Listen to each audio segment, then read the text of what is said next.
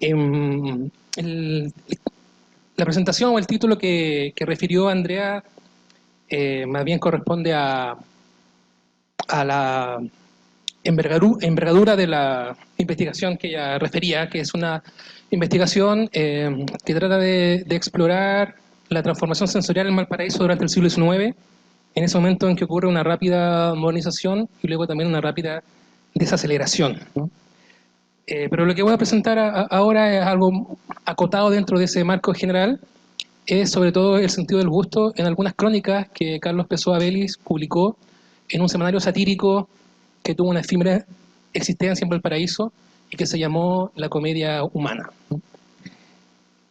Así que un título más ajustado para esta presentación sería La canción del apetito, el sentido del gusto en las colaboraciones de Carlos Pessoa Vélez en La Comedia Humana.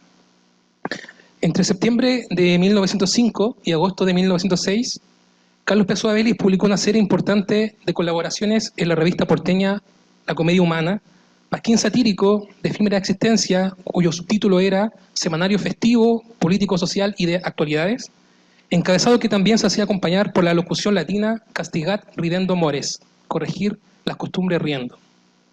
En total se trata de 10 poemas y 19 crónicas aparecidas bajo diferentes seudónimos, Belignolis, Juan Pereza, Juan Chambergo, El Acriminao, Colipo, entre ellos, textos que nos posicionan frente a los paisajes sonoros, gustativos, olfativos, táctiles y visuales del Valparaíso de inicio del siglo XX.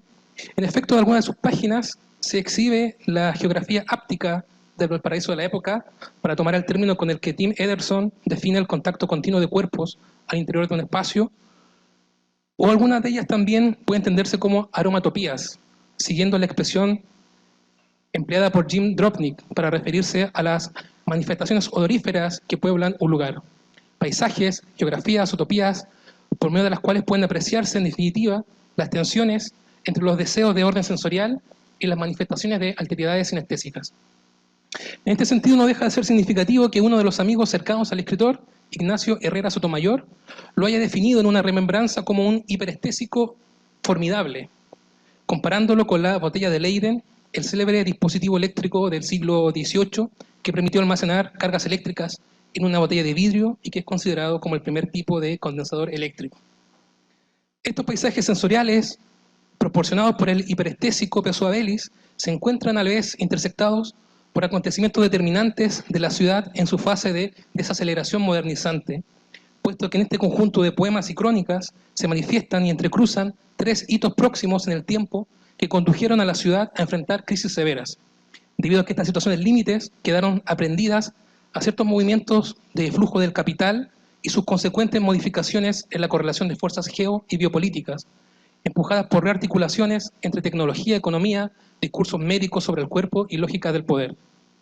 Estos acontecimientos son la huelga de la carne de octubre de 1905, impulsada por el aumento del impuesto al ganado argentino, señalado en algunas de las crónicas del autor como la carestía de la carne o el mitin de la carne, la epidemia de viruela, que el mismo año de 1905 alcanzó su punto más dramático, pero que había dado comienzo en el otoño del año anterior y que ocasionó cerca de 6.000 fallecimientos, y el terremoto del 16 de agosto de 1906, el que acompañado de incendios y saqueos posteriores destruyó una parte considerable de la ciudad, destrucción casi total del barrio Almendral y destrozos de envergadura en el puerto y los cerros, dejando también muertos y heridos de consideración, entre los cuales se cuenta el mismo Pessoa Vélez. De hecho, la larga convalecencia que le produjo este episodio, sumada a las complicaciones de una tuberculosis intestinal, acabarían con su vida el 21 de abril de 1908 a la edad de 28 años. Según cuentan sus biógrafos, al parecer al momento del terremoto habría intentado saltar un muro que colindaba con un sitio eriazo donde habría querido protegerse, y el muro se derrumbó, lo que le botó dientes, quebró piernas y le generó diferentes magulladuras que lo tuvieron convaleciente por muchos meses. A los 3 acontecimientos señalados anteriormente, habría que agregar un cuarto que recorre algunas de sus colaboraciones en la comedia humana y que impacta a la historia cultural de la ciudad y los imaginarios que de ella se desprenden. El caso Émile Dubois, uno de los primeros casos policiales que recibió amplia cobertura mediática en el país. Las siguientes reflexiones se concentran en el sentido del gusto y se encuentran enmarcadas dentro de una investigación que se propone avanzar hacia una historia de la transformación sensorial en la ciudad de Valparaíso en el tramo temporal que va desde 1820 a 1920. Es decir, se trata de una exploración que se interroga por cómo, en el contexto y temporalidad circunscritas, se producen, por medio de intensificaciones de la estimulación nerviosa, refuncionalizaciones del oído, el tacto, la vista, el gusto y el olfato, que se pregunta también cómo tales refuncionalizaciones expresan usos y efectos, tanto culturales como políticos, y cómo este examen puede conducirse por medio de la atención a figuraciones literarias y discursivas manifiestas en diferentes textualidades del periodo. En la historia de la filosofía y de la estética se encuentra asentada largamente una distinción jerárquica que separa a los sentidos de la visión y la escucha de los tres restantes. Algunos de los argumentos que recorren dicha historia guardan relación con el carácter subjetivo y efímero de las experiencias táctiles, olfativas y gustativas, las que se asume habrían mermado sus condiciones para transportar informaciones y carga cognitiva. En el caso particular del gusto, otras consideraciones recurrentes han marcado sus usos políticos y culturales, siguiendo en este punto a Caroline Korsmeyer, son una de carácter moral, al encontrarse asociado a la tentación del placer corporal y el vicio de la glotonería, en categorías cristianas uno de los 7 pecados capitales, también aparentes rasgos de limitación perceptiva, ya que por mucho tiempo se redujo su alcance a un rango limitado de sabores, 4 en la antigua Grecia, 9 desde el siglo XVI, 13 sabores en el siglo siguiente, y así. Otro rasgo considerable en este histórico menosprecio del gusto ha sido la asunción de su dependencia al olfato, al creer que mucho de lo que saboreamos es una contribución olfativa. Para Caroline Korsmeyer, estos argumentos estarían en la base de su utilización como metáfora social y estética, uso interseccionalizado, por cierto, a categorías de clase. En contrapunto a lo anterior, en algunas de las crónicas de Pessoa-Bellis se establece como tópico el posicionamiento del cuerpo para leer lo social, para tensionarlo y criticar sus órdenes. Si el sentido del gusto se caracterizó históricamente por sus rasgos subjetivos, limitados, efímeros en relación a la percepción y la cognición, se lee la siguiente descripción. El niño diablo sería un maestro insuperable en el arte de vivir. Él se reirá en vuestras barbas de todos los principios igualitarios, empezando por esta confidencia que es rotunda. Él prefiere una cazuela de ave con aliños picantes a una doctrina tan sustanciosa como la del socialismo, y un valdiviano con huevos a la democracia. También en la misma crónica aparece una distinción para comprender la lucha de clases.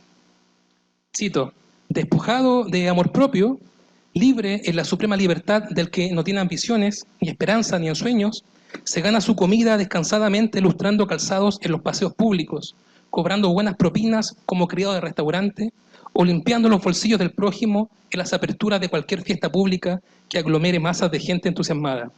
De ahí su famosa sentencia sobre la lucha de clases. Hay dos en esta vida, la que paga el pato y la que se lo come. Él pertenece a la segunda. Hasta ahí la cita. Esta operación de distinción gustativa aparece también en las otras dos crónicas anteriormente referidas. En el Pequenero, el pequeño era una empanada del siglo XIX que no tenía tanta carne, ¿no? Y esta es una de las crónicas que trata la huelga de la carne, que se entronca con problemas sanitarios que no voy a desarrollar acá, pero uno de los tópicos que aparecen en este problema de la carne en el Pequenero y en otras crónicas es que ante la ausencia de carne o lo caro que estaba la carne, la gente que preparaba empanadas para venderlas en la calle iba a robar carne a los cementerios, ¿no? Entonces esta crónica comienza con un pequenero bajando del cerro ofreciendo sus pequeñas, ¿no? Y en esta crónica el pequenero, Pessoa-Bellis trabaja paulatinamente la simbolización del pequén empanada para concluir que hay dos clases políticas, la que paga las empanadas y la que se las come. Mientras que en la Nochebuena en el Cardonal se vale de la cocina popular para establecer una clasificación social, estética y etaria, por boca del personaje de la Marimialma, encargada del puesto de comida en el mercado, con la cual el cronista Juan Pereza, uno de sus seudónimos, mantiene un largo diálogo. Y Marimialma le dice, mire usted, para los caballeros bien importantes hago una cazuela de ave. Si son jutres bien encachados, les sirvo una de gallo. Si son veteranos patulecos, una de gallina vieja. Y a los jóvenes, cazuela de pollas. Hasta ahí la cita. En el Niño Diablo ocurre un gesto que corona este reposicionamiento de lo gustativo con respecto a los ámbitos que marcan su exclusión. Dice el cronista, verdad que algunas veces parecería profundamente convencido, pero solo apariencia. A vuestra salida, os enseñará un decímetro de lengua, el órgano del gusto, un decímetro de lengua, muerto de risa por el candor de vuestras sociologías. El niño diablo muestra la lengua, el órgano del gusto por antonomasia, para marcar cínicamente esta redistribución de lo sensible. Se podría decir que este gesto efectúa una doble correlación. Por un lado, una correlación signada por una operación de minorización, mediante el lazo que articula infancia a gusto. Por otro lado, un correlato marcado por la alteración, a través de la redistribución del cuerpo, de lo social y el gusto. Con respecto a esto último, la alteración que se produce en el cuerpo a partir de la experiencia gustativa, Kurzweil señala que, la cito, las circunstancias particulares bajo las cuales uno come no son incidentales, sino que se vuelven significativas. La tradición sostiene que el gusto dirige la atención hacia adentro al estado del propio cuerpo. Cuando uno prueba un sabor como el curry, ese sabor se ubica fenomenológicamente en la boca, la nariz y la garganta. La sensación se percibe como una alteración del cuerpo. El gusto es diferente a la visión en este sentido, ya que los objetos intencionales de la vista nunca son los propios globos oculares, a menos que uno se mire en un espejo y los examine como objetos físicos. La audición suele parecerse más a la visión, ya que los sentidos parecen ocupar el espacio del que emanan.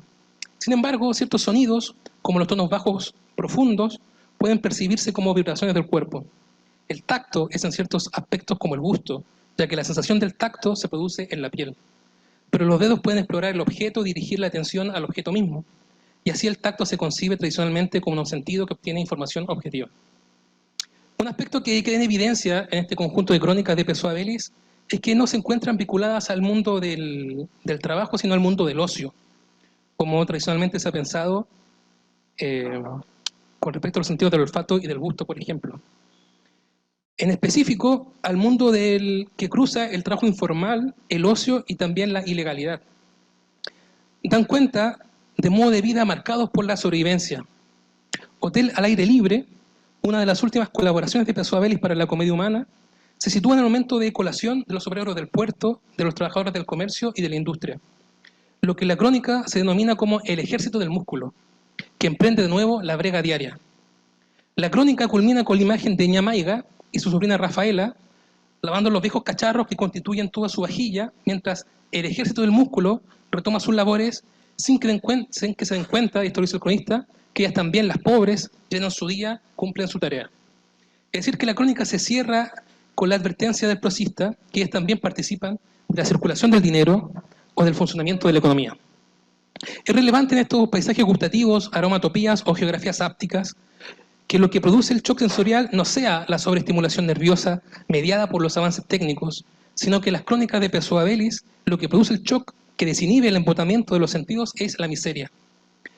En particular, en un pasaje de una de sus mejores crónicas, La Plaza de la Miseria, en donde se describe a la Plaza Chaurren, y parece que lo hubiera escrito la semana pasada, se lee: el pacífico y atareado transeúnte que en pleno día pasa por allí, en dirección al trabajo o de vuelta de él, lleva demasiada prisa y no tiene tiempo de detenerse a contemplar aquella miseria que le sale al paso. ¿Qué diablos? No es cosa de perder los minutos en estériles filosofías cuando el trabajo aguarda impaciente o el estómago canta la canción del apetito. Junto con el problema sanitario y sus implicancias, por sobre todo estas crónicas de Pessoa-Bellis, vistas desde las significaciones movilizadas por el gusto y también el olfato, como ha quedado en evidencia en los pasajes anteriores, deja claro que el problema político emanado entre el sentido olfatorio, gustativo y los espacios es que participan de una línea demarcatoria que separa un adentro y un afuera, lo privado versus lo público. En esta contraposición entre espacio privado y público y sus implicancias a nivel de clase, resulta de igual modo significativo el título de la crónica, Hotel al aire libre, metáfora que aparece en la primera prosa que Pessoa-Bellis publica en la Comedia Humana, titulada Sucesos deplorables en la capital, que trata de la primera manifestación sobre la huelga de la carne y en la cual hubieron algunos muertos. Ahí, tras la jornada de protestas y posteriores saqueos, el cronista dice que Santiago de noche parecía a las 12 un enorme restaurante al aire libre. Por tanto, estas crónicas de Pessoa-Bellis nos exhiben satíricamente otra línea demarcatoria y estratificatoria en la que está implicada en términos políticos el sentido del gusto. Las políticas espaciales que deslindaron lo privado de lo abierto, y de ella pueden desprenderse efectos de poder que han operado sobre la construcción social e institucional de la subjetividad por medio de la traza que deslinda esta doble espacialidad, la que exhibe condiciones que posibilitaron históricamente la aparición de procesos de normalización, cuantificación, disciplinamiento indispensables para comprender ciertos procesos contemporáneos. Y lo voy a dejar hasta ahí para cumplir con el tiempo. Muchas gracias.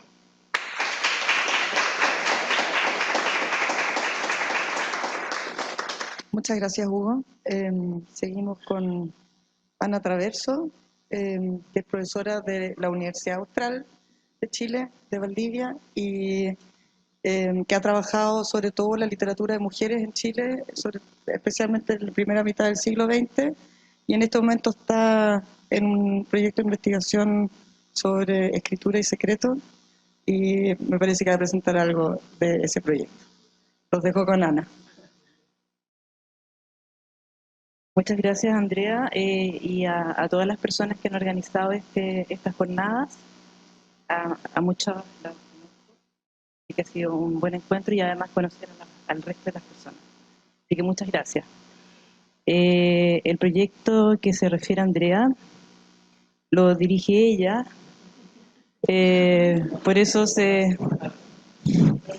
silencio. Y trata justamente sobre pensar el secreto. La literatura es un cuerpo Chile-Argentina y cómo, digamos, si bien está en el centro de gran parte de estas novelas, sin embargo algo nunca se termina por decir, y eso es un poco lo que hemos ido abordando en distintas temáticas. Este es sobre, tal como lo mencionaba a propósito del panel, sobre los secretos del cuerpo. Con el dispositivo entre las manos, nuestra vista se fija en las letras. La fotografía del PDF nos hace olvidar que estamos frente a la copia de ese pequeño y alargado libro de la editorial universitaria, tan fácil de deshojarse con un brusco movimiento. A todo esto que, bueno, deslizamos suavemente el dedo y cambiamos de página, aunque podemos sentir también esa hoja fuerte del papel que recuerda la versión original. El resto del mundo que nos rodea se cierra para concentrarnos en los excesos de Mauricio Baqués. Mientras leemos, se suspende la lisa y fría textura de la pantalla en nuestras manos, el ligero adormecimiento de nuestro cuello, el peso del gato en nuestros muslos. De ello, de nuestro cuerpo, solo tenemos conciencia cuando recordamos la escena para escribirla. Solo ahí parecemos recordar algo similar a un cansancio en la cintura, algunos movimientos de estiramiento en nuestras piernas y la rápida visita al baño. Recién aparece el cuerpo cuando nos recordamos leyendo, cuando recordamos para decir o para escribir sobre esa situación, olvidándonos nuevamente del ahora automatizado tecleo de nuestros dedos al escribir.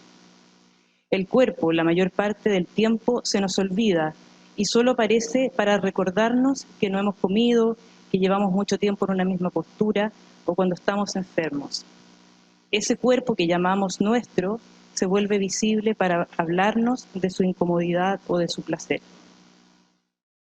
Cuando Mauricio Baqués, en cambio, escribe, siguiendo a William Blake, que el camino del exceso lleva al palacio de la sabiduría, parece estar apuntando en sentido contrario.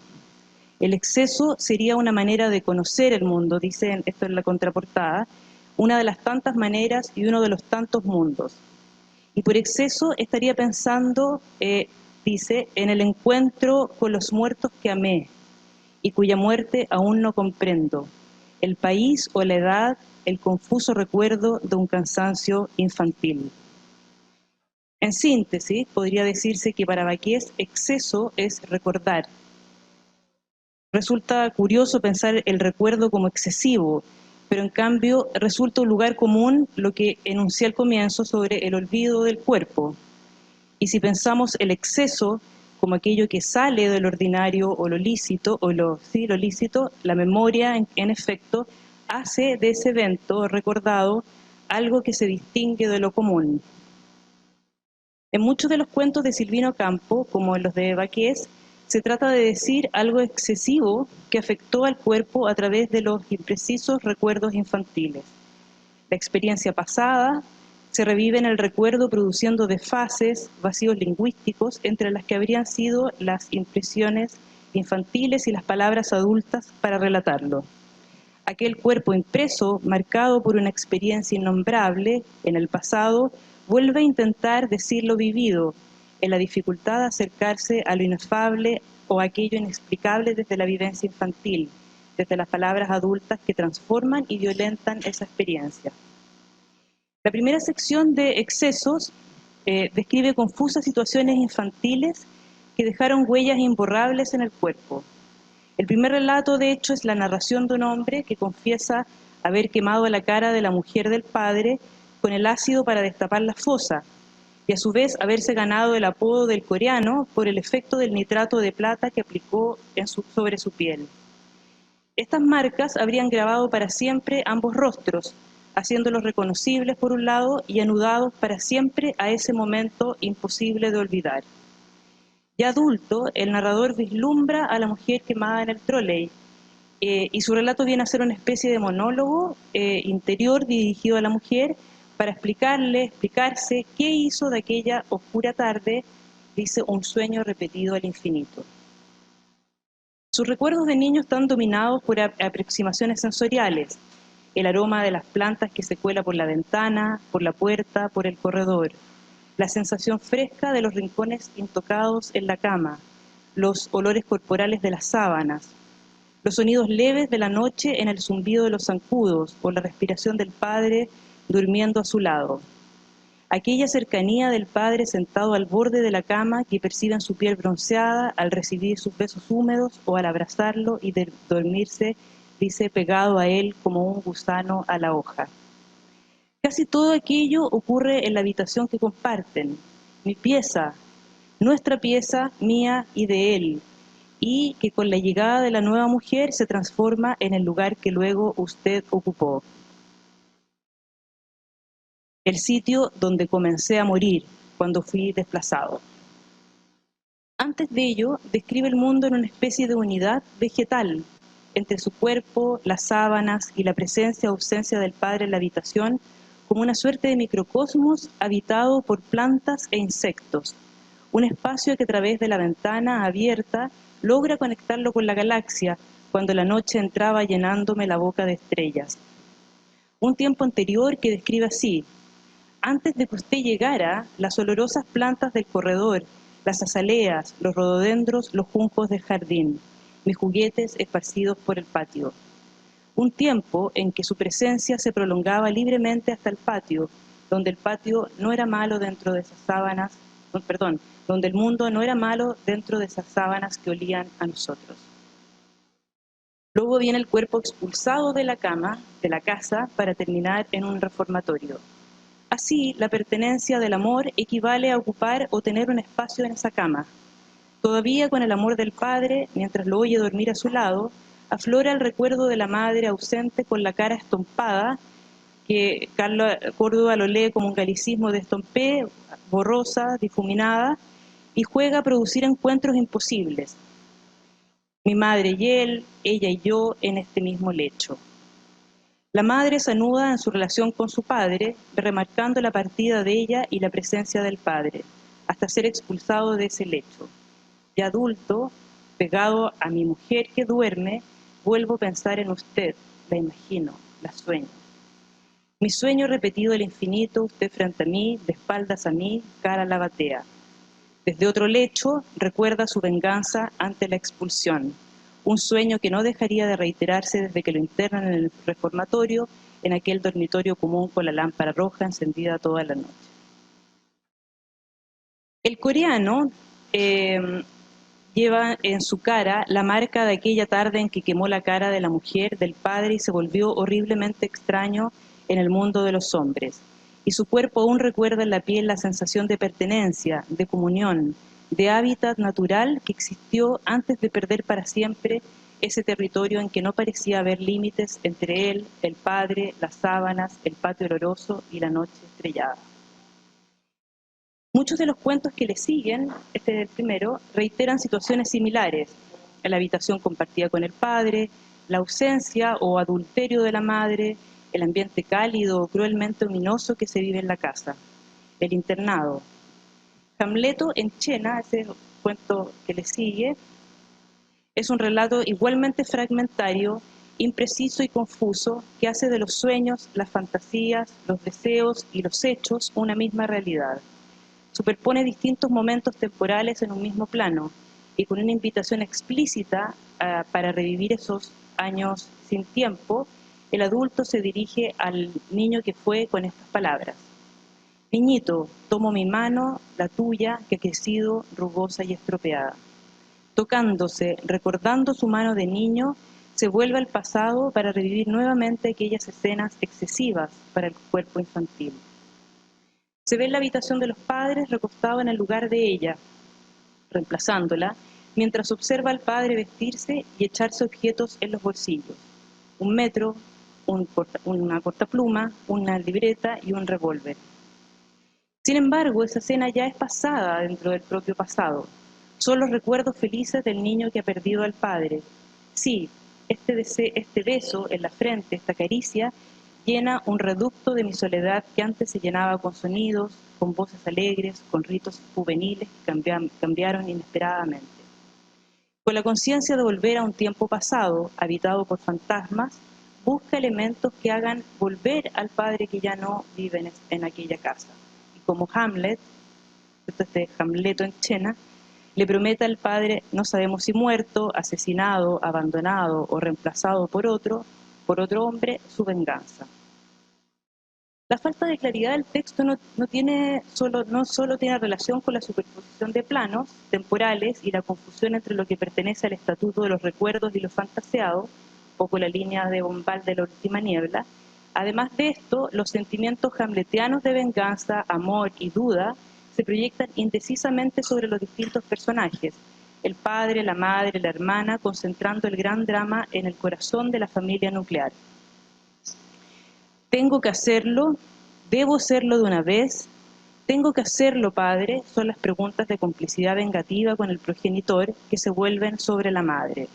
Para castigarla, para poseerla, debo hacerlo, padre, aunque me sea duro abandonar la tibieza y el olor tuyo de la cama y desplazarme y rodar hacia ella.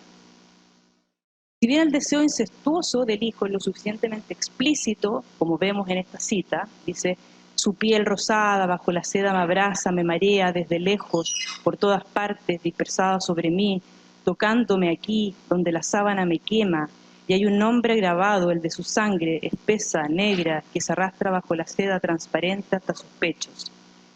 A pesar incluso de que explicita también su voluntad de penetrarla al afirmar que espera la señal del Padre, dice, para que Él plante su gesto que me llena de la vida que me dio un día y que yo ahora le devuelvo. A pesar de ello, digo algo, tal vez su exceso termina por volver confuso el relato. ¿Es que aquel deseo incestuoso dicho sin eufemismo se vuelve irreal por el peso del tabú? O como dice el narrador de otro relato, todo era así, dado en el máximo, o más allá del máximo, donde a fuerza de ser excesivos, los fenómenos no existen. El protagonista, parado en el centro de la habitación de la madre, recuerda a Hamlet mirando a Ofelia y su ánimo de venganza se mezcla con el deseo frente a la mujer dormida. Subes hacia la habitación de la adúltera en busca de Polonio tras la cortina. Lo que sigue es una breve conversación en que ella le informa que sus hermanos le han pedido al padre que lo interne por lo que quiso hacerle a su hermana Leonor. Y aunque él se defiende mentalmente de sus intenciones, termina aceptando el hecho. Intentó defender a su hermana de su impudicia, pero se rindieron al deseo. Allí, frente a la mujer por la rabia, por la traición de los hermanos, la injusta acusación, el castigo recibido, el adulterio de la madre, allí entonces escoge el arma, suponemos, de los objetos que se ha guardado el padre en el bolsillo, el portapluma, ¿cómo se llama? El metro, en fin. El hijo que suplanta al padre en este deseo freudiano, usando sus cosas, sus armas, posee a la madre con el mismo gesto que le dio la vida a él y la asesina con su arma. Excesivo y pasado de la raya, en tanto hace y dice lo que Hamlet no se atreve a expresar, ya se manifiesta el acto imposible, el deseo imposible de realizar. Los textos de Silvino Campos son igualmente excesivos y confusos. Niñas que asesinan a sus rivales, hijos que incendian a sus madres, madres que matan a sus hijos. Aborda las posibilidades de la crueldad infantil y los modos engañosos de decirse. Para presentar una especie de trilogía de niños que desean y matan a sus madres, terminaré con el cuento Voz en el teléfono, que reproduce la conversación telefónica de un adulto, Fernando, con alguien, un amigo o amiga, a quien llama para excusarse por no haberle ayudado a encender un cigarro. La explicación es larga y aunque dice haber preferido conversar en un café, termina haciéndolo por teléfono. Lo que leemos entonces es la voz de Fernando y a partir de la repetición de las palabras de su interlocutor podemos deducir algunas de sus intervenciones o preguntas. Fernando necesita remontarse a los tiempos de la niñez para explicar su dificultad con los fósforos. Fernando necesita volver a la celebración de su fiesta de cumpleaños infantil para explicarse quién sabe cuántas veces lo ha intentado, lo que lo llevó a incendiar su casa, o mejor, lo que hizo desear incendiar a las madres del cumpleaños y sobre todo a la suya.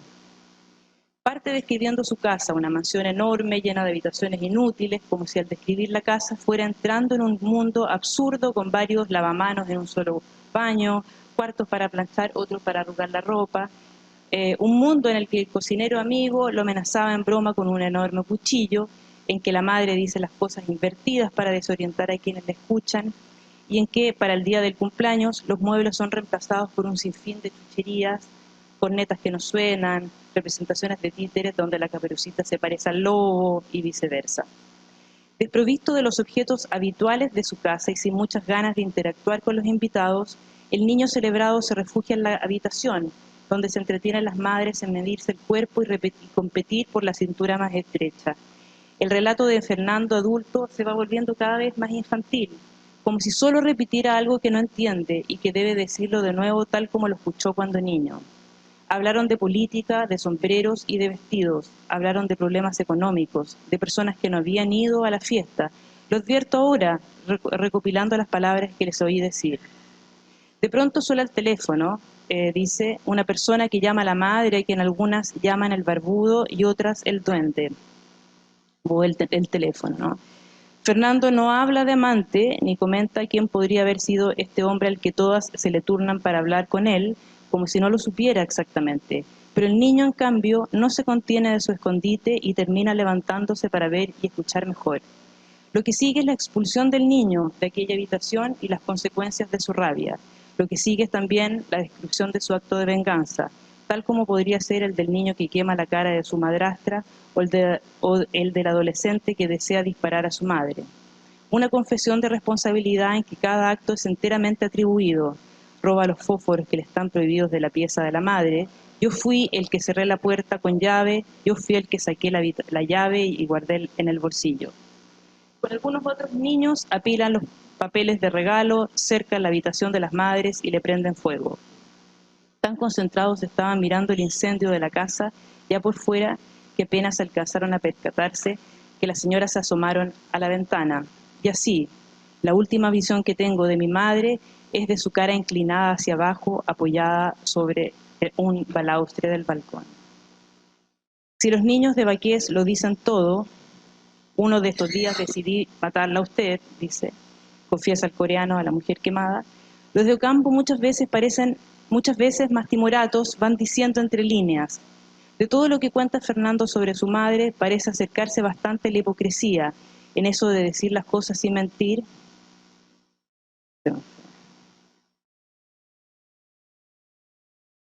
Perdón. Pero engañosamente.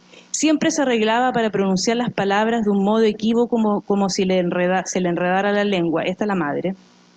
Y él mismo dice sobre ella que era un amor, mientras relata las injusticias con que despide a la servidumbre y las malintencionadas maneras de referirse a las amigas. Sin embargo, esta lengua doble o de doble filo con que refiere su infancia parece ser precisamente el carácter y el motivo de sus recuerdos, los secretos grabados en el cuerpo y en la lengua, en un modo de decir el cuerpo. El niño Fernando, con los desplazamientos de su lengua, dice metonímicamente un poco más allá y por lo mismo puede resultar excesivo en el sentido estricto del término, ir más allá, Cuando la persona con quien conversa le pregunta por el destino del mueble chino tras el incendio, Fernando cuenta que se salvó, a excepción de una figurilla de una señora que llevaba un niño en los brazos y que se asemejaba un poco a mi madre y a mí. Estos desplazamientos, metonimias, excesos, impiden revelar el secreto del cuerpo. Hay algo que no termina por decirse, un resto, un exceso que en el momento de la revelación final termina por desplazar el sentido un poco más allá.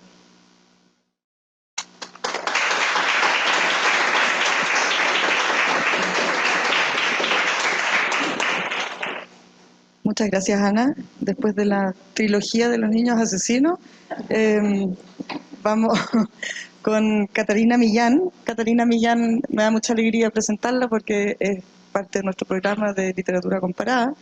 Está trabajando actualmente su tesis y lo que va a presentar es parte de su tesis. Y no, ibas tú de último, parece, Víctor. ¿Sí? Me estabas haciendo signos a mí, ¿o no? Ok. Yo dije, ¿qué estoy haciendo mal ya? Catalina es arquitecta y académica de la Universidad del Desarrollo y es también tiene un diplomado en crítica y curatoría de arte contemporáneo y, como decía, estoy aparte de nuestro programa de magíster. Ojalá que ya no mucho más tiempo porque tiene que terminar su tesis, así que... Gracias. Gracias, Andrea. Yo les voy a leer sobre el devenir animal y lo indecible en dos novelas. Una es Nadie Nada Nunca, de Juan José Saer, y la otra de Argentina, 1980, y la otra Lumpérica, de Diamel Altip. Quizás por ser arquitecta, a nosotros nos enseñan a reducir, entonces un poco corto y por hacerle honor a las novelas voy a ser un poco repetitiva y voy a hablar lento y pausado. Nadie Nada Nunca y Lumpérica son novelas emblemáticas escritas bajo el censor de la censura de las dictaduras militares que contorsionan Argentina y Chile. En ambas novelas no se le permite a la política aparecer como un dato obvio, pero es intensamente insinuada en su poder de transformar la vida social a través de una fuerza que se ha impuesto sobre los personajes.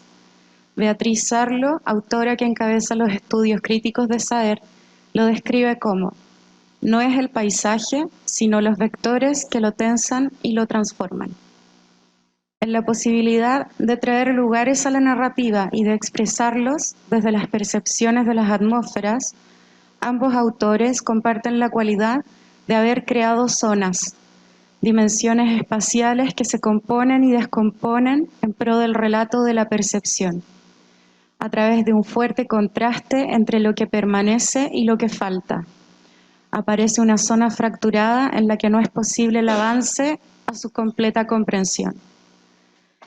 Sarlo ha descrito la zona de Saer como una zona de incomodidad. Se impide una secuencia lineal en la historia, con repeticiones que interrumpen, cortan, reiteran. Saer dice: todos mis libros son una acumulación de fragmentos en la que cada nuevo fragmento que va agregándose modifica la situación de todos los otros en el conjunto. Nelly Richard ubica la narrativa del TIT en una zona de antagonismo ideológico cultural, una lectura en crisis, desajustada y remecedora del sentido. El TIT lee algunas partes de Lumpérica en una performance nombrada Zona de Dolor, donde se corta y quema la piel. Ambos autores alteran el espacio con una invisible tensión entre los cuerpos que poblan sus relatos, provocando una reflexión sobre la localización a través de una continua fluidez de intercambio y traspaso con los cuerpos, la materia y lo objetual. Saer profundiza en la estancia del espacio privado, su casa. El TIT desarrolla una experiencia desde el espacio público, la plaza. Ambos espacios, lo doméstico del interior y lo bravío del exterior, se ven atravesados por configuraciones en común. Los bordes que configuran los límites del espacio de los protagonistas son persistentes en declarar un sitio de cautividad, de lo mismo repetido y fraccionado, alterando constantemente la reducción y la amplificación del lugar. El espacio fracturado desarma las partes y las compone en piezas siempre incompletas. Cuerpo humano, animal, vegetal, luz y materia, objetual. Todo se organiza en un devenir, en un continuo retorno a la fractura y la continua transformación de cuerpos compuestos por pedazos. En el siguiente extracto del TIT, los quiebres de las palabras extienden los significados. Mujer apa, y su mano se nutre finalmente. El verde desata, y maya, y se erige, y bac anal, su forma. Su escritura leída suena como una radio con interferencia, y en la idealización de lo faltante y lo sobrepuesto aparece el doble sentido. Los colores producen acciones, los sustantivos se transforman en verbo, el cuerpo de lo comprendido adquiere movimiento. En Nadie Nada Nunca, el centro del relato son los 4 días que el gato pasa en su casa de rincón, bajo el sofocante calor del irreal febrero. Lo visita el ladeado, quien, alertado por varios casos sin resolver de asesinatos de caballos, le deja a su cuidado un bayo amarillo. También lo visita Lisa, su amante. Conversan y comparten vino en un tiempo que parece detenido. Las conversaciones y los actos se extreman hacia lo pasivo. Las descripciones del contacto entre los personajes y la materia se destacan de manera pausada, como si se quisiera permanecer, detenerse varias veces en la sensación que genera, por ejemplo, en cada uno de los personajes, en cada objeto del lugar, e incluso en el aire, la intensidad de la repetición de lo más simple y cotidiano, una exacerbación de la inmovilidad y la domesticación. El gato demarca cada cierto avance en la novela su mirada sobre el recorrido minucioso de la distancia que aparece inmóvil entre él y el bayo amarillo. Dice, y en el patio, más allá de los tambores de aceite oxidados, acanalados, uno vertical, el otro horizontal, acostado en el suelo, más allá del espacio sembrado de baterías, y viejas cubiertas semipodridas, semienterradas de los yuyos, manchadas de barro reseco, el bayo amarillo inmóvil bajo los árboles. En Lumpérica, la protagonista, la iluminada, posa, yace y padece en una plaza pública ante una exposición de continua alerta pasiva y activa del luminoso y los pálidos que la rodean, en una conciencia activa y problemática con su interacción inmediata. Los pálidos y el espacio se distorsionan y van tomando variadas formas, llevando a la protagonista a un sentir también en cautiverio. La exposición se vuelve inspección, la inspección en dominación. La dominación cruza del placer al desvío hacia el dolor. Su cuerpo reacciona al friccionar con los materiales que componen el lugar, el banco, el árbol, el pasto. Se compone narrativamente un encuentro de materiales que desvirtúan y degradan, descomponiendo el cuerpo. Espacio, juego, costumbre y tortura aparecen alternados en una descripción de cuerpo que no se alcanza a dilucidar como humano o animal. En ese sentido, ambas obras trabajan un desenmarque a un devenir animal. Las observaciones a la carne expuesta en una cercanía minuciosa y próxima hacen parcelar los significados de una carne viva, objetual y o espectral. La vida trasciende la individualidad, despertando las fuerzas que las componen y descomponen, alterando las formas de incorporar a lo otro y los otros. Sobre la carne viva, objetual y espectral, en consideración a los continuos ejercicios de desplazamientos narrativos y fisiológicos que ocurren en las novelas, al querer hacer una observación sobre los cuerpos, parece más adecuado hablar de la carne, aparecen diversidad de nociones sobre el estado de los cuerpos en las novelas. No es posible dilucidar por completo el nivel de vida que les queda dentro. De modo que todo lo que queda de vivo en el cuerpo de Elisa son los labios. Esto lo dice Saer, la boca que emite esos chirridos húmedos cuando chupa periódicamente el pulgar. La posición de los cuerpos generalmente es en estado de reposo, acostados en una descripción exhaustiva del roce cercano entre la piel con la materia que la sostiene. El encuentro entre los cuerpos y la superficie material parece fundida, incorporada y adosada a una tensión sostenida. Esto también lo dice Saer, con las piernas estiradas hacia adelante que desaparecen bajo la mesa cortadas en la mitad de los muslos por el borde recto del mantel cuadriculado. Saer relata la inmovilidad no solo desde la posición de los cuerpos, sino que además a través de la mirada del entorno, en una detención absoluta, destacando el efecto del paso de la luz como el agente de movilidad más visible. El Tit, en una correspondencia a la sensación de cautiverio, relata desde una mirada que juega con la distorsión de un cuerpo en exposición. Una mujer abierta a veces y una sábana sobre el pasto a la vez, mientras las miradas indagan sus signos vitales. La luz que la ilumina, parcelada y la transforma es una luz tecnológica, una diferencia contradictoria, ya que se encuentra en el exterior, por lo que los espacios iluminados en ambas novelas parecen intercambiados.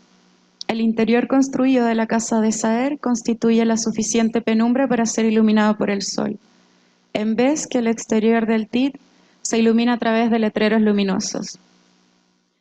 La luz se compone como materia, es capaz de transformar la mirada y así también de distorsionar los cuerpos que parecen fraccionados, entendidos por partes, sugiriendo una completitud en la lectura amplia, pero siempre desde lo incompleto en lo inmediato. La luz y la sombra juegan a hacer desaparecer y aparecer partes de los cuerpos, de la misma manera que lo hacen las palabras. De pronto la mujer del Tit, lumpérica, tiene ancas y los personajes de Saer son comprendidos como pedazos de personas, iluminados, abrazados por el calor a medias y fundidos con su alrededor. Lumpérica desea que el luminoso letrero le ilumine la herida, a modo de luz artificial, como exposición de marketing, o de luz de interrogatorio, o de examen médico, o de estudio de grabación. La luz la presenta entonces y la demarca atravesando significados sobre su estado, un estado de sitio y restricción oculto, en donde la comprensión del cuerpo, de su cuerpo, depende del enfoque de otro. En el entendimiento del cuerpo como materia objetual, detenido de tal manera de ser fundido con lo que lo rodea y comprendido por partes, como mera carne disponible, dice el Tit, ambas novelas revelan en la luz la agencia de hacer aparecer o desaparecer y así transformar, distorsionar los cuerpos en la medida de la luz que los gobierna. En el entendimiento de los cuerpos por partes se asoma la idea de lo espectral, en el relato ambiguo de lo que está presente y lo que no, en una sugerencia de siluetas incompletas que deben ser cifradas. La percepción del cuerpo de las cosas diluido con el cuerpo de las personas y los animales, los caballos, captan una problemática sobre un avance lúcido cuando el tiempo no transcurre. El espacio fracturado, detenido de Saer, y el espacio reubicado del Tit promueven la idea del relato de la percepción. Cuerpos ligados a la percepción de un instante que resiste, una presencia intuitiva de todo al que ese fragmento está ligado, dice Sarlo, convirtiendo lo banal en sustancia. El contacto, los sonidos, las temperaturas del aire resisten, exacerbando el acontecimiento de la fuerza e influencia que actúa sobre los personajes, instrumentos omnipresentes de la propagación de una influencia vacía, encadenada a un acecho imborrable. La espectralidad de los relatos y cómo atraviesa los cuerpos con imposibilidad de control, reconocido solo por sus huellas repetitivas e inmóviles, organiza una manera de involucrar a las novelas a una zona de incomodidad y dolor que en vista de lo disperso y amplio de su figuración, trasciende de lo individual a lo colectivo. Y en eso estoy. Voy.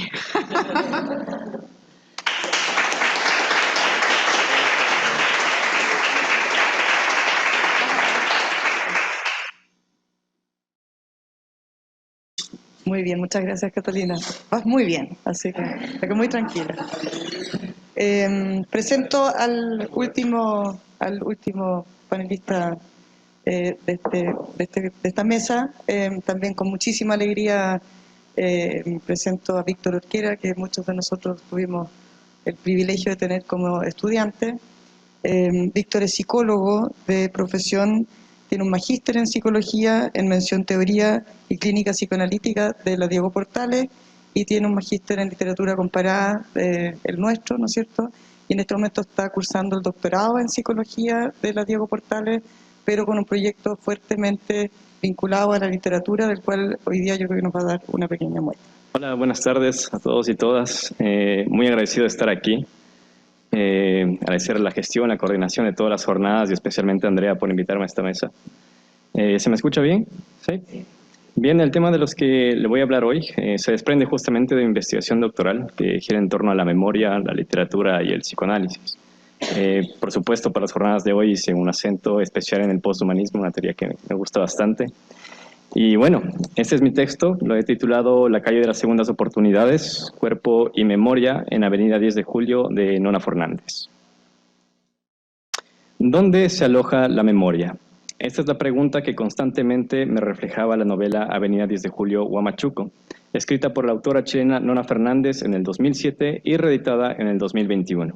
Allí, en un prefacio titulado Entre el azar y el delito, ambas figuras se relacionan a través de un pacto. Un pacto para replantear nuestras estructuras móviles, para proponer e intervenir los artefactos en los que nos desplazamos y por ende para ofrecer una nueva forma de transitar el mundo, una que implica cargar piezas ajenas, con repuestos que hablan de nuestra propia carencia, de lo perdido en las batallas del pasado, de las bajas que dejamos en el desierto, de lo que ya no está y de cómo intentamos suplirlo.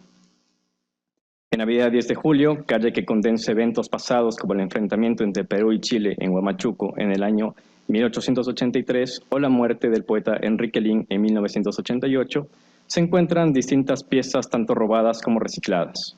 Metales, espejos, bujías, guardafangos y latas rescatadas de pasados naufragios para que puedan volver a usarse. Es una avenida para quienes vienen en busca de una pieza faltante o de un objeto perdido, arrebatado, e incluso por la oportunidad de una segunda vida para sí mismos. Nona Fernández cuenta que, como quien lleva el auto al mecánico para ingresar a la escritura de esta obra, caminó por la avenida 10 de Julio y sus veredas llenas de publicidad de chatarra. El metal avivó la letra y esta obra se gestó. La autora, como sus personajes, va en búsqueda de algo perdido, y también por algo echado a perder en relación a la condición de la vida en un Chile neoliberal. Sin saber lo que se busca, apostando porque esto se encuentra en la escritura y que la escritura es también mundo material, Avenida 10 de Julio, Huamachuco, está enlazada a ese cuerpo que interactúa con la avenida homónima y su materia. Este dato, superando la anécdota, resulta relevante, pues esboza la pregunta por la condición para que la escritura ocurra y también para que la memoria suceda.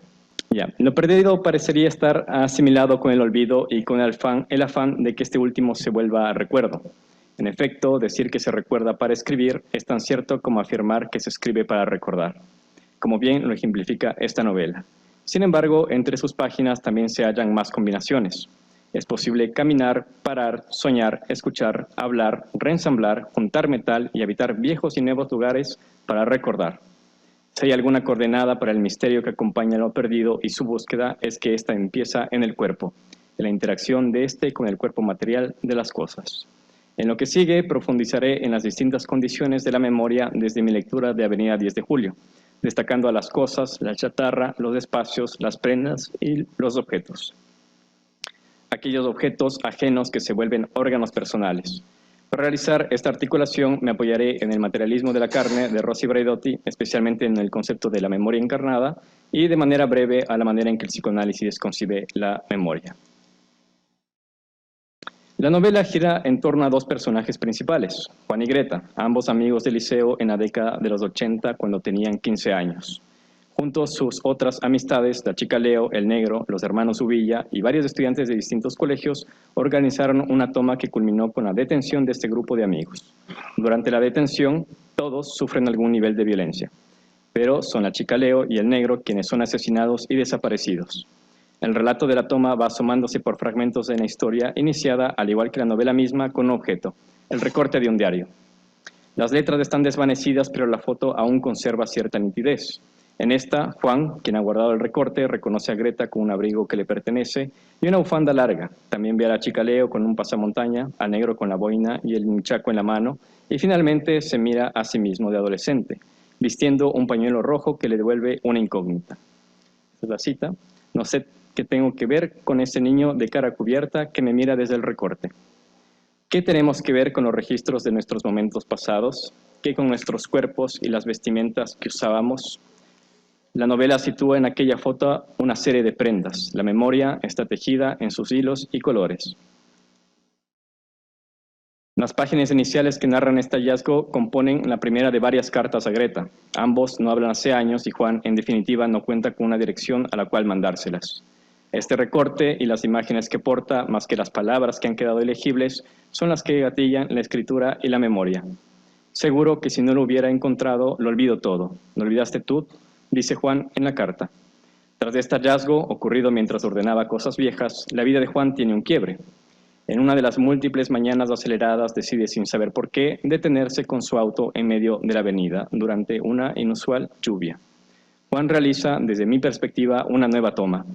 Esta vez de la calle, de su ritmo de vida, un gesto de resistencia ante el Chile neoliberal y sus demandas. Allí, desde su vehículo, con ventanas cerradas, metales y cables como compañía, sueña. Creo que dormí y soñé con un recorte de diario viejo que había encontrado hace poco en la azotea de la casa. Soñé con mi propia imagen estampada en ese papel, la de 20 años atrás cuando yo era un pendejo de 15. Soñé con ese niño que fui, me miraba a través del parabrisas del auto, entre medio de la lluvia y de la gente, con el rostro cubierto por un pañuelo rojo. Las cosas, el recorte, el pañuelo rojo, la memoria que catalizan y que llevan a cuestas, alcanzan la vigilia y el sueño, destacando la función de uno de los objetos más estructurales de la novela, los espejos. El presente se refleja en el pasado y viceversa. Los sueños se reflejan en las impresiones de las cosas en vigilia y sobre su textura se registran distintas tramas espaciales, temporales y materiales que se terminan por entrecruzar. La escena se repite como en un espejo, con ciertas diferencias, con algunas distorsiones. El liceo, que aún existe, pronto será demolido para dar lugar a un mall. Sus dependencias se vuelven blanco una vez más de otra toma, encabezada solitariamente por Juan, y también se transforma en un último lugar que pisará antes de que, al igual que sus compañeros del pasado y tantos otros personajes niños y adolescentes de la novela, comparta su destino y desaparezca. Greta transita por las calles de Avenida 10 de Julio, desde que decidió armar un furgón escolar, aquel en el que iba su hija y sus compañeros de liceo cuando éste trágicamente se precipitó al Mapocho. En este último recorrido por Avenida 10 de Julio compra el objeto faltante, el mismo espejo de aquel mismo furgón. Lo mismo, el reflejo, la imagen se repite, que el reflejo devuelva la imagen que se tragó, volver a armar el furgón donde murió la hija de Greta, que también se llama Greta, su reflejo en miniatura. Greta sueña lo que Juan sueña. Ambos sueñan con Avenida 10 de Julio. Sueñan que compran espejos donde se reflejan sus versiones infantiles, pero no hallan el dinero para comprarlo. No hallan la forma de acceder a ese reflejo y Juan y Greta sueñan con una segunda vida. Hablar de la memoria encarnada en Braidotti implica tanto la subjetividad como el cuerpo, ambos íntimamente enlazados. El sujeto, bajo las coordenadas de esta teoría, se sostiene la interconectividad en el devenir del océano y se trata de un sujeto siempre incompleto e inacabado, un intermediario o, en palabras de Braidotti, un pliegue de influencias externas y un despliegue simultáneo de afectos hacia el exterior. Una entidad móvil, una especie de memoria encarnada que se repite y que es capaz de perdurar en el tiempo a través de una serie de variaciones discontinuas mientras permanece fiel a sí misma. En última instancia, el cuerpo contemporáneo es una memoria encarnada.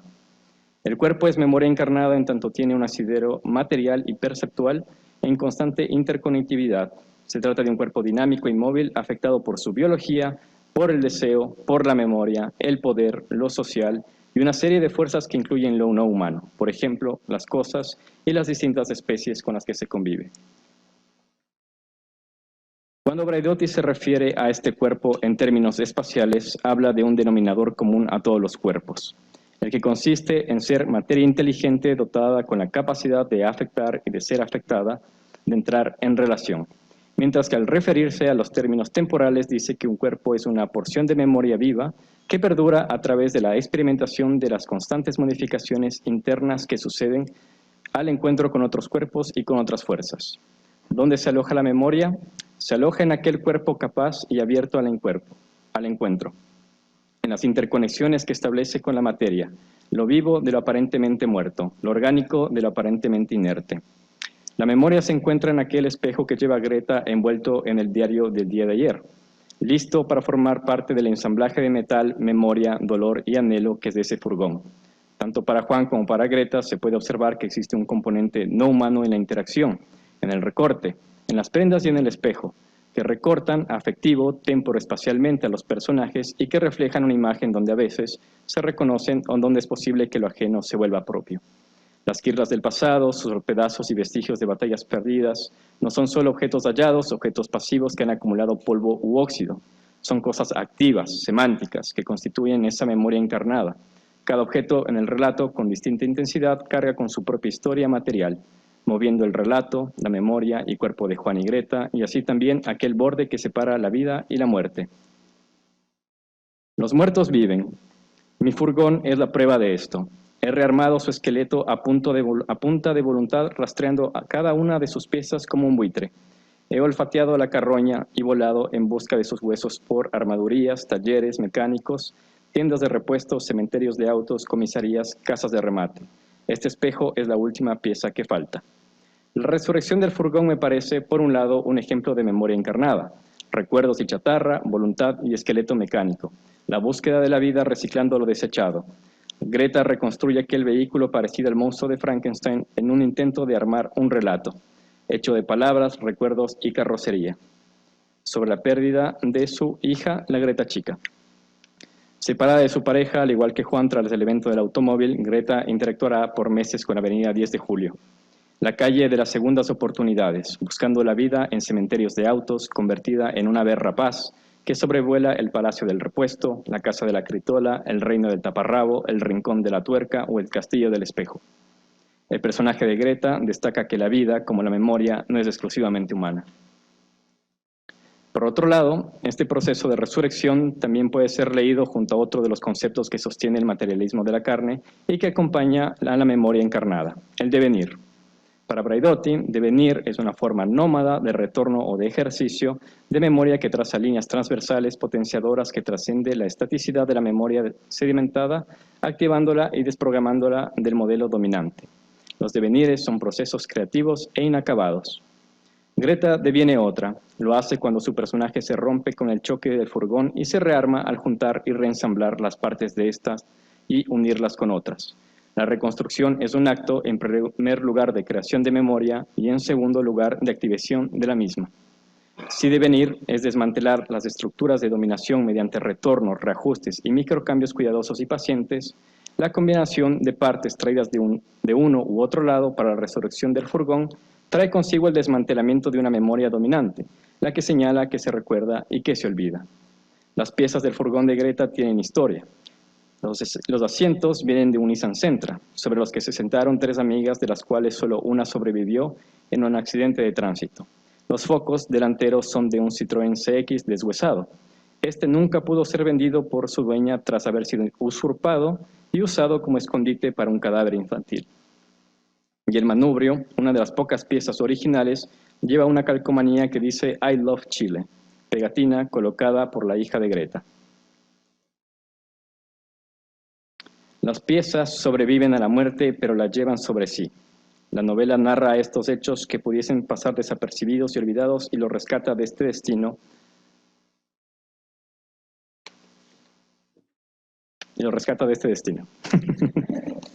Para Ana Eva Rodríguez, Greta, a través de todos los fragmentos que compone la micro, hace un reporte de los muertos que no recibieron ningún tipo de atención ni institucional ni mediática, hecho que convierte al furgón en un archivo memorístico y contrainstitucional. De esta forma se genera una vía alternativa para la memoria hegemónica y se subraya la necesidad tanto de escuchar a la voz de lo no humano como de seguir en aquel devenir de la memoria encarnada, estando atentos y atentas a las significaciones que capa por capa se han impreso en nuestra subjetividad y en nuestro cuerpo.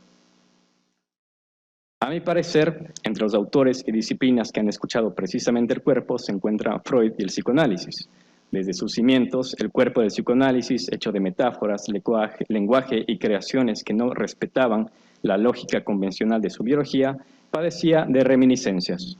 Si bien existieron ampliaciones, precisiones y modificaciones fundamentales al respecto, el vínculo del cuerpo con el lenguaje y la memoria se mantuvo como una parte fundamental de la teoría y la clínica psicoanalítica. El cuerpo, como el sujeto, están inmersos en la lógica del inconsciente, es decir, que la memoria que se registra, que se escribe y se reescribe sobre sí misma es una memoria inconsciente. Freud, fascinado por un objeto, la pizarra mágica, halla en su materialidad y función un gran ejemplo para este sujeto y específicamente para su capacidad receptiva. El aparato anímico, dice Freud, es ilimitadamente receptivo para percepciones siempre nuevas y además le procura huellas mnémicas duraderas, aunque no inalterables. Y en la pizarra mágica habría una semejanza con la estructura del aparato receptivo del alma. Es una superficie de escritura la que sirve a Freud de analogía y que gatilla su creatividad teórica para plantear los sistemas de percepción en los que trabajó durante su primera tópica.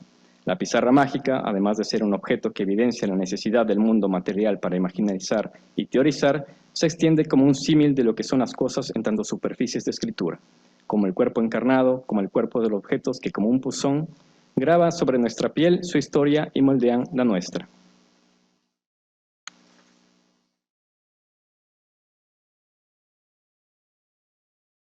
En fragmentos discontinuos, como la memoria misma, Greta narra el peso de la ausencia de su hija y la aparición casi sorpresiva de sus cosas en su rango perceptual.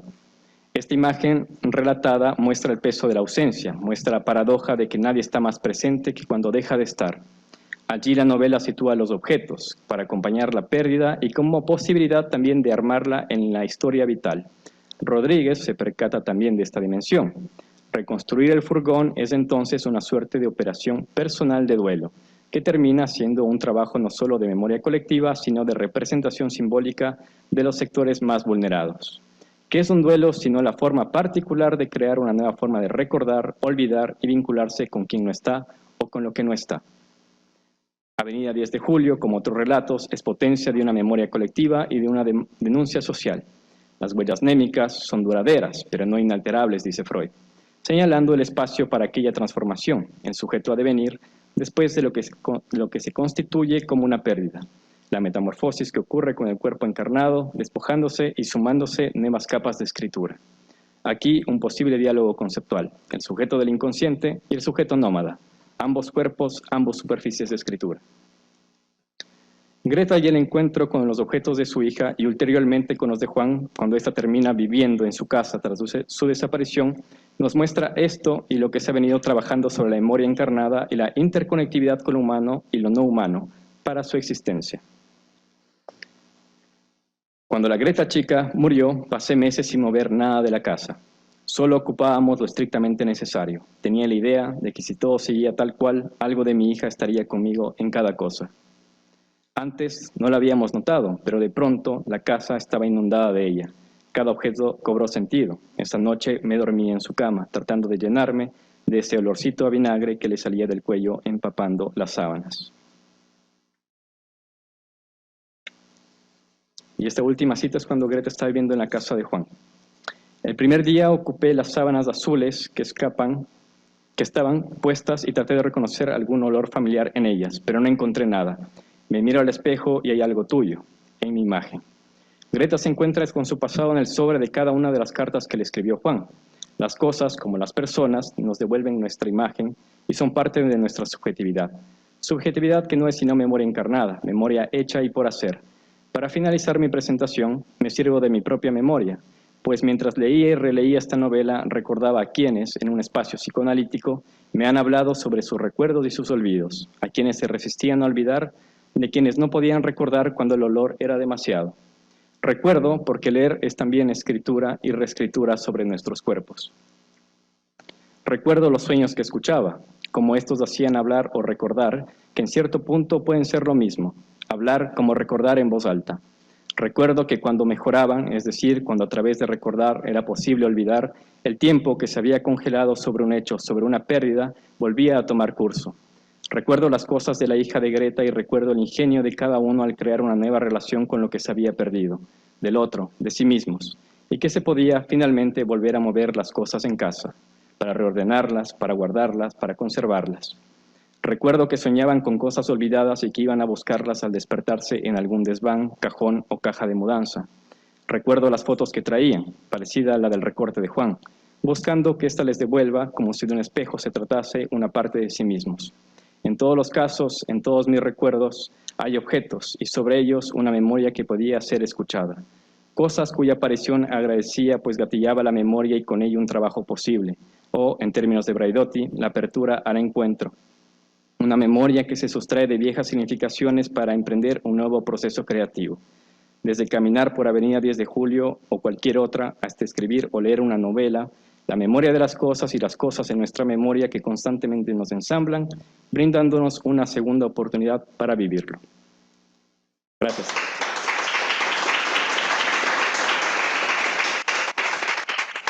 Muchas gracias, Víctor. Muchas gracias a los cuatro. Abrimos el espacio entonces para preguntas, comentarios. Muchas gracias. Yo tenía una pregunta para Hugo. Me gustaría entender más, no porque falta la ponencia, sino que porque yo no entendí bien.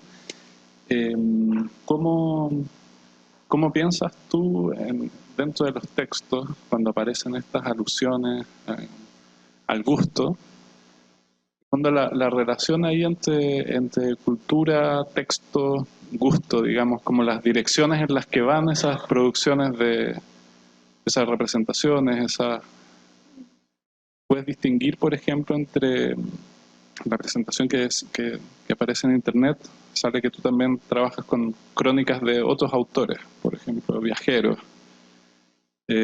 ¿Cómo se puede trabajar, digamos, a nivel del análisis del texto, digamos, cierta intencionalidad más literaria, más consciente con respecto al uso de estas representaciones de los sentidos para hacer ver ciertos cambios culturales o para proponer nuevas formas de entender la cultura versus quizás una cierta reproducción de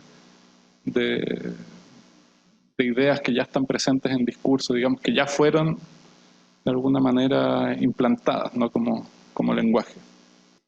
Sí, yo creo que es una tarea a la que concurren varias capas de lectura bibliográfica y también aproximaciones disciplinares, ¿no?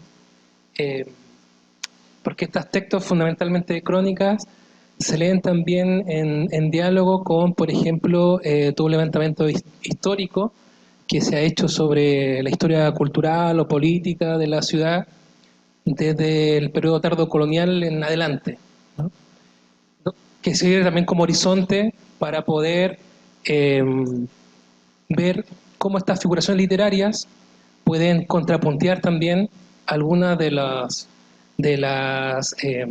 indicaciones, señalamientos que esa construcción histórica ha producido sobre la ciudad. Y sobre eso hay muchísima bibliografía, hay editoriales incluso que tienen colecciones dedicadas a historia de la ciudad, ya sea desde sus conventos, el problema de los basurales, la música, etcétera, ¿no?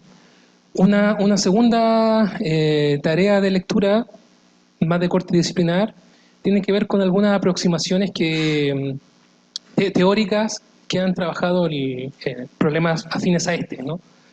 Sobre todo desde los años 90 se ha asentado y formalizado, diría yo, con casi todos los criterios de formalización que logran los campos de investigación que se instalan, los estudios del sentido, ¿no? Y me refiero a revistas especializadas, congresos con cierta periodicidad, la aparición de readers también, etcétera, una serie de publicaciones, hitos de socialización que han generado todo un campo sobre el estudio de los sentidos desde el mundo antiguo hasta la contemporaneidad. Y, por ejemplo, una de las directrices que señala o que trabaja ese campo tiene que ver precisamente con circunscribir los temas, figuras o representaciones, ya sea cronísticas o literarias, a nivel de los usos políticos y culturales, ¿no? Entre otras cosas, también para generar un límite con respecto a todo un trabajo científico, químico, neurológico con respecto a los sentidos, ¿no? Que también repercute en su comprensión histórica.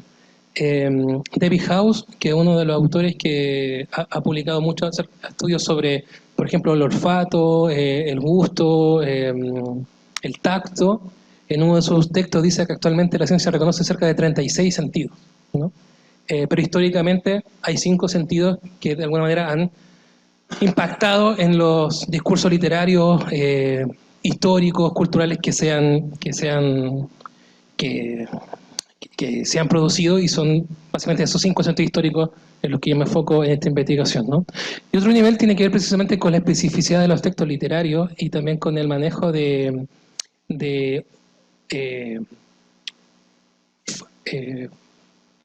tipos de textos similares a estos, tanto en la época como anteriores a la época.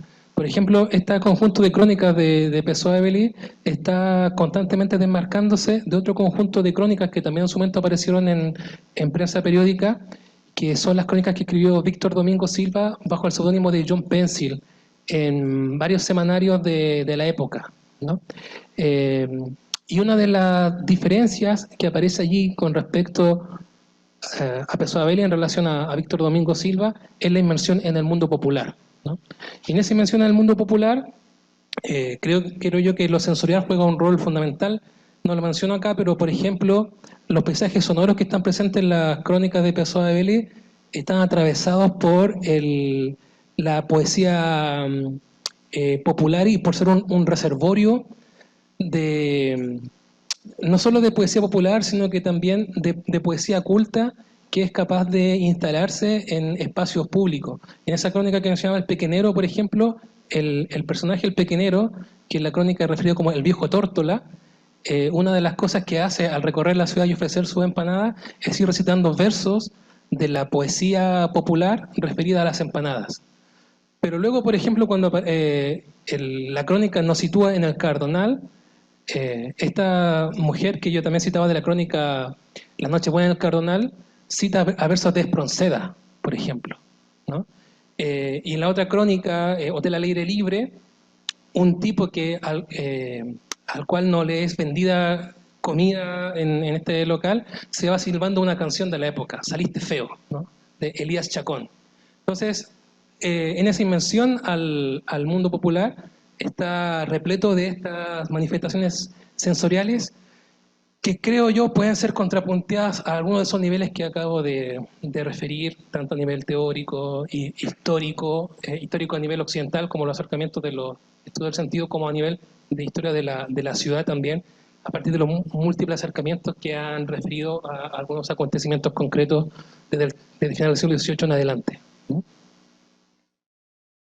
Sí, me extendí mucho.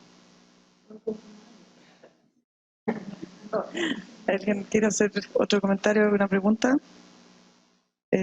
A ver, yo voy a hacer una pregunta transversal, o que en el fondo es una invitación a seguir pensando desde los respectivos cuerpos de ustedes.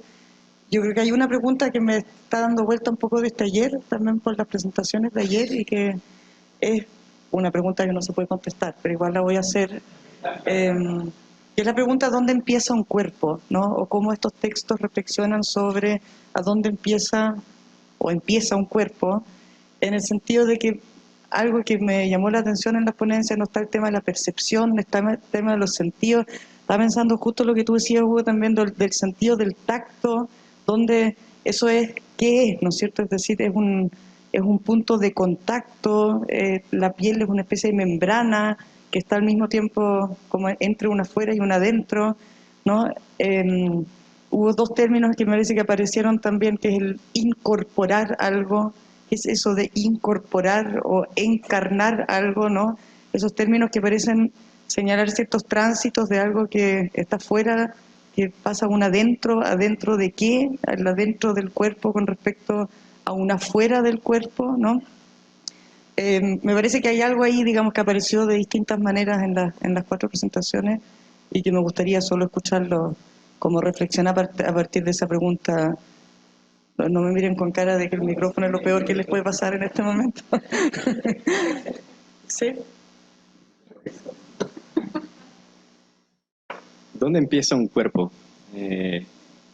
A ver, una pregunta así, yo creo que sin respuesta en ese sentido, pero para pensarla, ¿se escucha bien? Ah, ya. Estaba pensando justamente, o al menos desde la teoría psicoanalítica, voy a volver un poco a mi presentación y voy a volver a la parte del reflejo. Cuando estudiaba respecto a la psicología, especialmente sobre la infancia, había un momento llamado transitivismo, que venía a explicar aquel momento donde los niños ven a otro golpearse y ellos lloran, ¿no? Entonces como que veía la imagen de otro, un niño se golpea, pero quien llora es el que está viendo. Es decir, ahí por ejemplo, ¿dónde empieza ese cuerpo, no? ¿Por qué empieza ese niño a llorar? Y justamente cómo se teje el cuerpo en psicoanálisis tiene que ver con la imagen del otro.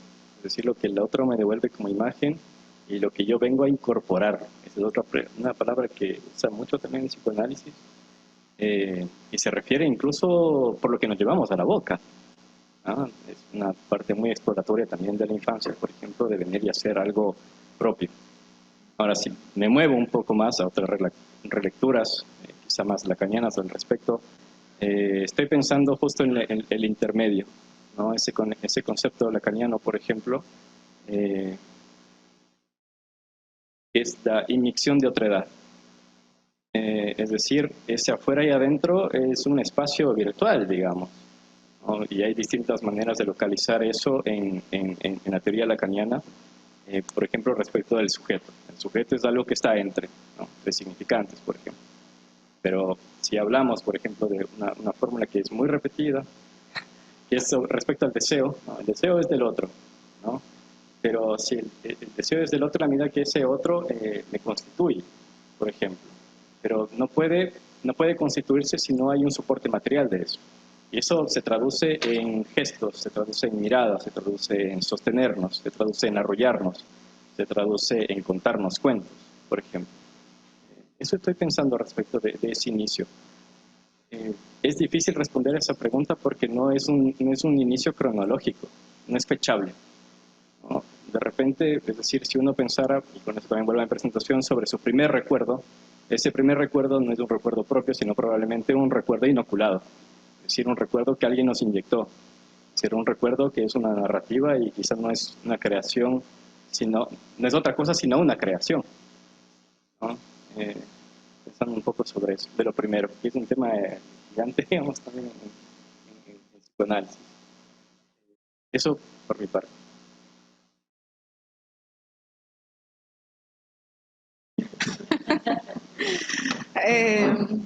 A ver, ¿dónde empieza un cuerpo?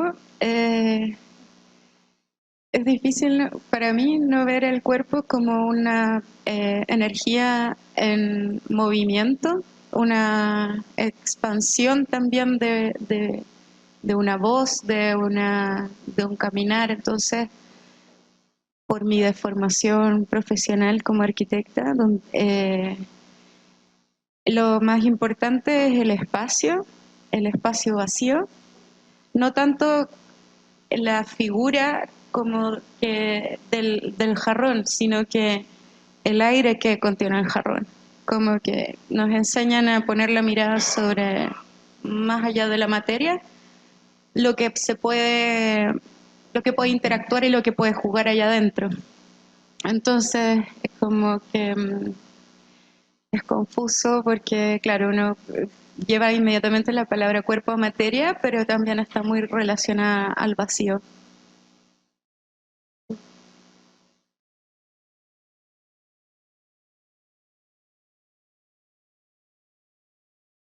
¿Se escucha? Sí.